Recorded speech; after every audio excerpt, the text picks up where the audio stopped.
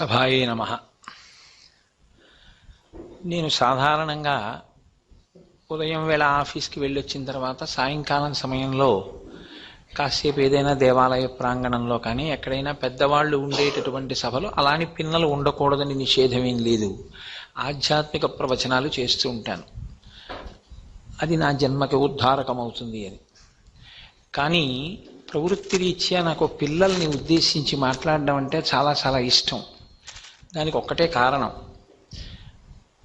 ఒక చెట్టుకి నీళ్లు పోస్తే వచ్చే ప్రయోజనం వేరు, ఒక మహావృక్షానికి నీళ్లు పోస్తే ఉండే ప్రయోజనం చాలా తక్కువ. చెట్టు అంటే నా ఉద్దేశ్యంలో ఒక మొక్కకి నీళ్లు పోసి రక్షణ చేస్తే అది మహావృక్షం అవుతుంది. మహావృక్షానికి నీళ్లు పోయడం వెనకాతల పెద్ద ప్రయోజనం ఏమైనా ఉంటుందా అంటే ఉంటుంది అని చెప్పడం కష్టం. కానీ చెట్టుకు నీళ్లు పోసానని ఒక తృప్తి మిగలచ్చేమో. పిల్లలకి 4 మంచి మాటలు చెప్తే ఆ 4 మంచి మాటలను నేను అనుకున్న వాటిలో ఏదైనా ఒక్క మాటైనా ఎవరి మనసునైనా స్పృశించి దాని వలన వారికి ఏదైనా ప్రయోజనం చేకూరితే ఈశ్వరుడు నాకు ఇచ్చిన ఊపిరి సార్థకత చెందుతుంది అని 4 మాటలు చెప్పడం తప్ప యథార్థానికి మీకు చెప్పగలిగిన సమర్థత నాకున్నదని కాదు, నా దగ్గర నేర్చుకోవలసినటువంటి స్థితిలో మీరున్నారని కాదు. నా గురించి మాట్లాడుతూ వారు చాలా విషయాలు చెప్పారు, నాకే తెలియదు నాలో అన్ని గుణాలు ఉన్నాయని. కానీ ఒక్కటి మాత్రం యథార్థం, ఎక్కడైనా ప్రీతి ఉందనుకోండి అవతల వస్తువులో ఉన్నటువంటి దోషం కూడా సుగుణంగా కనపడుతుంది. అది చాలా సహజమైనటువంటి విషయం. నా కొడుకే చిన్నతనంలో నా ఒళ్ళో కూర్చుని మూత్ర విసర్జన చేసినా కూడా నాకు చాలా సంతోషంగా ఉంటుంది. ఎందుకంటే వాడు నా కొడుకు కనుక, నా కొడుకు పట్ల నాకు ప్రీతి ఉన్నది కనుక అది నాకు చాలా సంతోషంగా ఉంటుంది. అలా నా ఎడల ప్రీతి కలిగినటువంటి వారికి నేను మాట్లాడే మాటలు, నా స్వభావం చాలా గొప్పవిగా కనపడతాయి. అందుకని నేను పిల్లలతో ఉద్దేశించి ఇవాళ మాట్లాడేటప్పుడు నేను ప్రత్యేకంగా మీకు చేసే అభ్యర్థన ఏమిటి అంటే, నేను ఏదో ఒక ఆధ్యాత్మిక ప్రసంగాలు చేసేటటువంటి వ్యక్తిగా, లేకపోతే మీకు మాటలు చెప్పడానికి వచ్చినటువంటి ఒక పెద్ద మనిషిగా నన్ను భావన చెయ్యకుండా, నేను మాట్లాడేటప్పుడు మీరు కేవలం నన్ను మీ పినతండ్రిగానో ఒక మేనమామగానో భావన చేసి వినండి. అలా మీరు నన్ను ఒక్కసారి మనసులో భావన చెయ్యగలిగితే మీకు నాకు ఒక అనుబంధం ఏర్పడుతుంది. మిమ్మల్ని నా బిడ్డలుగా, అంటే నా అన్నగారి బిడ్డలు నా బిడ్డలేగా శాస్త్రంలో, నా మేనల్లుళ్ళు మేనకోడళ్ళుగా నేను భావన చేసినప్పుడు మేనమామల ప్రీతి మేలైన ప్రీతి. కాబట్టి నాకు ఒక స్వాతంత్ర్యం ఏర్పడుతుంది. ఒక స్థానంలో కూర్చున్నప్పుడు ఆ స్థానమునకు ఒక వైశిష్ట్యమును ఆపాదించకుండా, ఆ స్థానమునకు ఒక గౌరవం లేనప్పుడు ఆ స్థానంలో కూర్చుని మాట్లాడవద్దు అని శాస్త్రవచనం. ఒక అధ్యాపకుడు మాట్లాడితే సహజంగా దానికి ఒక అందం ఉంటుంది. నేను ఒక దేవాలయంలో ఆధ్యాత్మిక ప్రవచనం చేస్తే నేను వెళ్ళి కూర్చున్నప్పుడు ఆ పీఠం పేరే వ్యాసపీఠం. కాబట్టి అక్కడ కూర్చుని నేను పెద్ద మాటలు చెప్పడానికి నాకు ఒక అర్హత ఉంటుంది. కానీ ఒక కాలేజీలో చదువుకునేటటువంటి పిల్లల దగ్గరికి వచ్చి నేను మాట్లాడినప్పుడు నేను ఏ స్థానంలో కూర్చుని మాట్లాడుతున్నానన్న విషయంలో నాకే ఒక సరియైన అవగాహన లేనప్పుడు నేను పిల్లలకి ఉద్దేశించి మాట్లాడేటప్పుడు ఏం మాట్లాడాలన్న దాని విషయంలో నాకు ఒక అయోమయం ఏర్పడే స్థితి ఏర్పడుతుంది. అది తొలగిపోవాలంటే ముందు పిల్లలకి నాకు ఒక అనుబంధం ఒకటి ఉండాలి కదా. కాబట్టి నన్ను మీ పినతండ్రిగానన్నా భావన చేయండి, నన్ను ఒక మేనమామగానన్నా భావన చేయండి. అప్పుడు ఒక పెద్దరికాన్ని మీరు భావన చెయ్యక్కర్లేదు. చాలా స్వేచ్ఛగా, ఇవాళ ఎక్కడి నుంచో వచ్చారు మన బాబాయ్ గారు లేకపోతే మన మామయ్య గారు వచ్చారు, 4 మంచి మాటలు చెప్తున్నారు. ఆయన మనకన్నా ముందు కాలేజీలో చదువుకున్నాడు, ఆయన ఒక ఉద్యోగం చేస్తున్నాడు, సమాజంలో కొన్ని అనుభవములను గణించి ఉన్నవాడు. మనలాంటి పిల్లల జీవితాల్లో ఉన్న ఉద్ధాన పతనములను తెలుసుకోగలిగినటువంటి స్థితిలో సమాజంలో ఇవాళ ఆయన ఒక స్థానంలో ఉన్నాడు. అనేక చోట్ల అనేక ఉపన్యాసాలు ఇస్తూ ఉంటాను కాబట్టి, ఎన్నో సరస్వతీ పూజలు చేయించి ఉన్నాం కాబట్టి, శారదా నవరాత్రుల్లో నా దగ్గరికి తల్లిదండ్రులు పిల్లలు స్వేచ్ఛగా రావడం, వాళ్ళ జీవితాల్లో ఉండే సమస్యల్ని ప్రస్తావన చేయడం, కొందరు ఉత్తరాలు రాయడం కూడా జరుగుతూ ఉంటుంది. కానీ అవి వ్యక్తిగతమైన విషయాలు, వాటిని నేను ప్రస్తావన చెయ్యను సభలో. కాబట్టి నేను ఆ విషయంలో పిల్లలు పొందేటటువంటి కష్టంలో కొన్ని విషయాలు తెలుసుకుని ఉన్నాను. కాబట్టి మిమ్మల్ని ఉద్దేశించి మాట్లాడడానికి నాకు ఆ అర్హత చేత నేను మాట్లాడగలను. అప్పుడు నాకు ఒక బంధుత్వం మీతో ఏర్పడుతుంది. ఆ భావనతో వినండి, అప్పుడు చాలా సంతోషంగా ఉంటుంది. కళాశాల తరపున ఇప్పటిదాకా మాట్లాడుతూ వారు అన్నారు వాల్యూస్ ఆఫ్ ఎడ్యుకేషన్ అన్న దాని గురించి కోటేశ్వరరావు గారు ఏదైనా మాట్లాడితే బాగుంటుందంటూ మహాభారతంలో భీష్మద్రోణుల్ని శ్రీరామాయణం నుంచి విభీషణ పాత్రని ఉటంకించారు. సరే, నేను రామాయణ భారతాలని తర్వాత అనుసంధానం చేస్తాను. వాల్యూస్ ఆఫ్ ఎడ్యుకేషన్ అన్నారు ఆయన. వాల్యూస్ ఆఫ్ ఎడ్యుకేషన్ అన్నప్పుడు what is the value of an apple అని అడిగాను అనుకోండి, అసలు యాపిల్ అంటే ఏమిటో నాకు తెలిసి ఉండాలి కదా, తెలిస్తే కదా దాని వాల్యూ ఏమిటో చెప్పగలగడం. అసలు వాల్యూ ఆఫ్ ఎడ్యుకేషన్ అన్న మాట ప్రస్తావన చేయవలసి వచ్చినప్పుడు వాట్ ఈజ్ ఎడ్యుకేషన్, అసలు ఎడ్యుకేషన్ అంటే ఏంటి? తేలికగా ఆవిష్కరించడానికి దానికి ఏమైనా నిర్వచనం ఉందా? ఎడ్యుకేషన్ అంటే చదువుకోవడం, చదువుకోవడం అంటే తేలికగా ఆవిష్కరించడానికి దానికి ఏమైనా నిర్వచనం ఉందా? ఎడ్యుకేషన్ అంటే చదువుకోవడం, చదువుకోవడం అంటే ఏమిటి చదువుకోవడం? అసలు నా దృష్టిలో అయితే ఒక మనిషి ఊపిరి తీయడం మొదలుపెట్టిన దగ్గర నుంచి ఒక మనిషి ఊపిరి ఆగిపోయే పర్యంతమో వాడు ఎప్పుడు చదువుతూనే ఉంటాడు. చదువుకోకపోవడం అనేటటువంటిది ఏమి ఉండదు. పుస్తకం పట్టుకు చదువుకోవడమే చదువుకోవడం కాదు. పుస్తకం పట్టుకోకపోయినా మీరు చదువుతూనే ఉంటారు.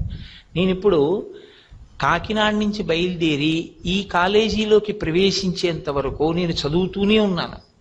కనపడిన హోర్డింగులు చదివాను, కారులో న్యూస్ పేపర్ చదివాను, ఇక్కడికి వచ్చి ఇక్కడ రాసినటువంటి స్క్రీన్ మీద విషయాలు చదివాను, మిమ్మల్ని చదువుతున్నాను.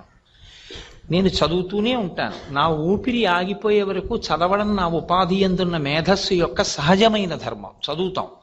అదే చదువా? ఇఫ్ సో దానికి నేను వాల్యూస్ ఆఫ్ ఎడ్యుకేషన్ అంటే నేను చదివిన హోర్డింగ్ మీద ప్రయోజనం ఏమిటి అని అడిగితే నేను ఇప్పుడు దాని విలువ నేనేం చెప్పను? నాకేమి ధారణలో లేవు. నేను ఎన్నో విషయాలు చదివాను వచ్చేటప్పుడు, అందులో ఏవి నా ధారణలో లేవు. నేను చదివిన న్యూస్ పేపర్లో కొన్ని కూడా నాకు ఇప్పుడేం జ్ఞాపకంలో లేవు. అప్పుడు నేను ఎడ్యుకేషన్కి వాల్యూ చెప్పండి అంటే అసలు ఎడ్యుకేషన్ అంటే ముందు నాకు ఒక అవగాహన ఉంటే కదా నేను మీకు దాని వాల్యూ చెప్పడం. నేను మీతో ముందే మనవి చేశాను, మనం ఫ్రీగా మాట్లాడుకుందాం, ఇవాళ ఆధ్యాత్మిక ప్రవచనం చేస్తున్నట్లు అనుకోవద్దు అని. తేలికగా భావన చేస్తే, not from the scholars side, నేను కోరుకునేది పిల్లల వైపు నుంచి. ఎవరైనా ఎడ్యుకేషన్ అంటే మీరు ఇప్పటిదాకా మీ మనసులో ఏర్పడిన భావన ఏదుందో అరమరిక లేకుండా ఎవరైనా ఒకళ్ళు చెప్పే ప్రయత్నం చేయండి. ఎడ్యుకేషన్ అంటే మీకు ఏం అవగాహన ఏర్పడింది అంటే మీకేదో అనిపించు, అది తప్పు కావచ్చు, ఒప్పు కావచ్చు. మీరు ఒకవేళ అది తప్పే చెప్పినా మీరు తప్పు చెప్పారు అనడానికి నేను సిద్ధంగా లేను. నేను విని ఊరుకుంటాను. నేనే అలా ఖండించడం, డిస్కరేజ్ చేయడం నా లక్షణం కాదు.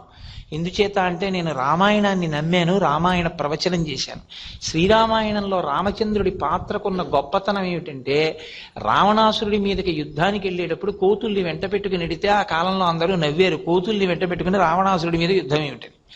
కానీ ఆయన కోతుల్ని చేరతీశాడు, రాక్షసుల్ని చేరతీశాడు, మనుషుల్ని చేరతీశాడు, మహర్షుల్ని చేరతీశాడు, అందరినీ చేరతీశాడు, అందరినీ ఉత్సాహపరిచాడు. ఎవరిలో ఏ చిన్న నిప్పు కణమన్నా ఊది మంట చేశాడు తప్ప ఎప్పుడూ నిప్పుల మీద నీళ్లు చల్లి నిరుత్సాహపరిచే ప్రయత్నం రామాయణంలో రామచంద్రమూర్తి చెయ్యలేదు. నువ్వు రామాయణం చెప్పింది నిజమైతే నువ్వు కూడా ఎవరిని నిరుత్సాహపరచకూడదు. కాబట్టి నేను మిమ్మల్ని నిరుత్సాహపరచను. ఒకవేళ ఎవరికైనా ఉత్సాహం ఉందా ఎడ్యుకేషన్ అంటే ఏమిటో చెప్పాలి అని, ఒకవేళ మీరు చెప్పకపోతే ఈ స్థానంలో కూర్చున్నందుకు నేను తప్పకుండా ఏదో ఒక మాట అంటాను అనుకోండి. సరే, నేను అందుకు బహుశా ఎవరు ముందుకు రావట్లేదు అని నేను నిర్ణయానికి రావాల్సి వస్తోంది. ఎడ్యుకేషన్ అంటే బాగా మనకి అర్థమై బాగా మన జీవిత పర్యంతము జ్ఞాపకం పెట్టుకోవలసిన విషయంగా మీకు స్ఫురణలో ఉండాలి అనుకుంటే, knowing your ignorance is education. నాకిది తెలియదు అని మీరు తెలుసుకోవడమే విద్య. విద్ అంటే తెలుసుకొనుట. విద్ అన్న ధాతువులోంచి సంస్కృతంలో విద్య అన్న మాట వచ్చింది. విద్ అన్న ధాతువులోంచే వేదము వచ్చింది. విద్ అంటే తెలుసుకొనుట. ఏది తెలుసుకొనుట?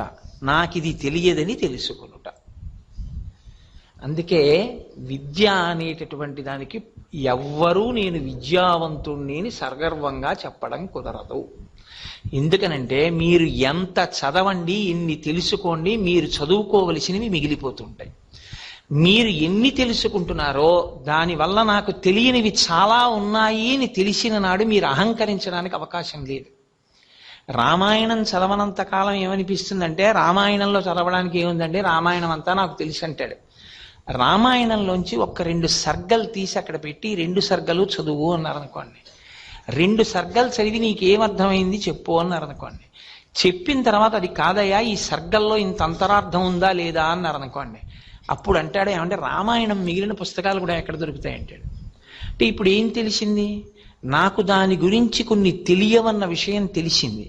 తెలియవన్న విషయం తెలిసినటువంటి మరుక్షణంలో మీకు నాకు తెలుసునన్న అహంకారం పోతుంది. అందుకే పూర్వం విద్యార్థి అన్న మాట తర్వాతి కాలంలో వచ్చింది. విద్యార్థి అన్న మాట ఈ దేశంలో లేదు వాడుకలో. ఈ దేశంలో వాడుకలో ఉన్న మాట ఏమిటో తెలుసా అండి? వినేతః, వినేతులు అని పిలిచేవారు. అంటే వినయమును అపేక్షించుచున్నవారు అని. విద్యా దదాతి వినయం అంటే విద్య తనంత తాను వినయమును ఇవ్వలేదు. మీరు బాగా జ్ఞాపకం పెట్టుకోండి. విద్య తనంత తాను వినయం ఇచ్చేయడమే నిజమైతే చదువుకున్న వాళ్ళందరికీ వినయం ఉండాలి. అప్పుడు రావణాసురుడికి కూడా వినయం ఉండాలి. ఎందుకంటే ఆయన వేదం చదువుకున్నాడు, ఘన జటా చెప్పాడు. ఎక్కడుంది వినయం? విద్యా దదాతి వినయం కాదు, విద్య మీకు వినయం ఇచ్చేస్తుంది కాదు దాని అర్థం. మీరు తెలుసుకున్న కొద్దీ మీకు చాలా తెలియవన్న విషయం మీకు తెలియబడడం చేత మీ అహంకారం నశించి మీరు వినయంగా ఉండగలిగిన స్థితి రావడం విద్య చేత వినయాన్ని పొందడం. కాబట్టి ఇప్పుడు ముందు పాత్రత మన దగ్గర ఉండాలి. మనకేమీ తెలియదురా అన్న విషయాన్ని తెలుసుకుంటూ ఉండడమే విద్య. అదే ఎడ్యుకేషన్. ఇప్పుడు ఈ ఎడ్యుకేషన్కి వాల్యూ ఏమిటి? నాకేమీ తెలియవు సుమా అని తెలుసుకుంటూ ఉంటే జీవితంలో దీనివల్ల వచ్చే ఉత్తరక్షణ ఫలితం అంటే మిగిలినవి అనేకంగా వచ్చి అందులోకి చేరుతాయి. కానీ ఒక సూర్యబింబంలోంచి కిరణాలు అనేకం ప్రసారం అవుతుంటాయి. కానీ ఒక సూర్యబింబం మధ్యలో ఉండి ఇన్ని కిరణములకు కేంద్రస్థానమై ఉంటుంది. అలా అసలు మీరు చదువుకుంటే, అంటే చదువుకోవడం అంటే నా ఉద్దేశంలో నాకేమీ తెలియదని తెలుసుకుంటూ ఉంటే విద్య చేత మీకు వచ్చే ఉత్తరక్షణ ప్రయోజనం ఏమిటవుతూ ఉంటుంది? వినయం. సరే, వినయం కలిగి ఏం చేస్తుంటారు? వాల్యూ అని కదా మీరు అన్నారు. వాల్యూ అంటే దట్ విచ్ ఈస్ ప్రొజెక్టెడ్ అని పైకి తెలియబడుతుంది. ఈ యాపిల్ పండు వాల్యూ ఎంతండి అంటే మీరు ఇన్ని క్యాలరీస్ అనన్నా చెప్పాలి, లేకపోతే ఓ 10 రూపాయలనన్నా చెప్పాలి. అంతకన్నా వినా మార్గం ఏం ఉండదు దానికి. అలా విద్య వలన వచ్చేటటువంటి ప్రయోజనం ఏమి? ప్రవర్తన. మీరు బాగా జ్ఞాపకం పెట్టుకోండి, శాస్త్రం ఇంతే చెప్తుంది. విద్య యొక్క విలువ నడువడి అంటే ప్రవర్తించుట. ప్రవర్తించుట అన్న మాట దగ్గరికి వచ్చేటప్పటికీ ప్రవర్తన అన్న మాట కదలికకి సంబంధించింది. మీరు నిద్రపోతున్నప్పుడు ప్రవర్తన ఏముండదు. ఇంకా నేను నిద్రపోతున్నాను అనుకోండి, కోటేశ్వరారు అలా ప్రవర్తించారు ఏమిటండి అని మీరు నన్ను అనడానికి అవకాశం ఏమి ఉండదు. ఎందుకంటే నా ఎందు రియాక్షన్ చచ్చిపోతుంది. నేను నిద్రపోతున్నప్పుడు వచ్చి కోటేశ్వరారు నువ్వు పరమ దుర్మార్గుడవయ్యా అన్నారనుకోండి, నాకేం బాధ ఉండదు. కోటేశ్వరారు మీరు మహానుభావుడు అండి అన్నారనుకోండి, నాకేం స్పృహ ఉండదు, రియాక్షన్ ఉండదు.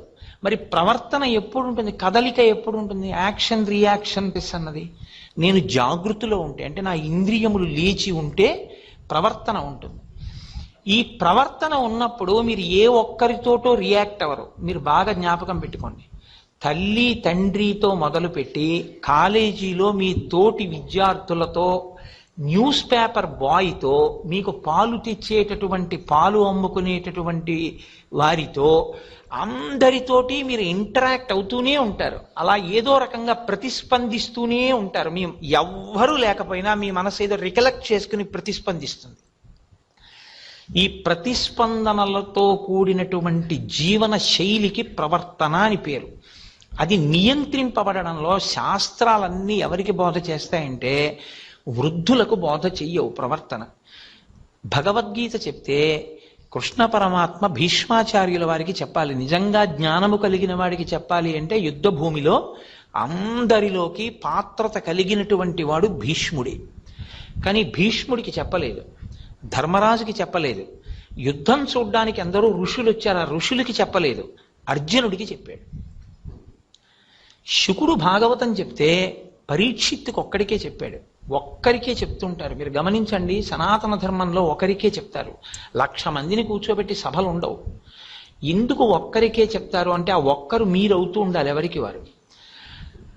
అందులో కారణం ఒక్కటే. ఎందుకు చిన్న వయస్సులో ఉన్న వాళ్ళకి, యవ్వనంలో ఉన్న వాళ్ళకి ఎక్కువ ప్రధాన పాత్ర పోషించేటటువంటి వాళ్ళకి చెప్తారంటే ఎవరు బాగా ఆవేశమునకు వశమయ్యారో వాళ్ళకి శాస్త్రబోధ చేస్తారు.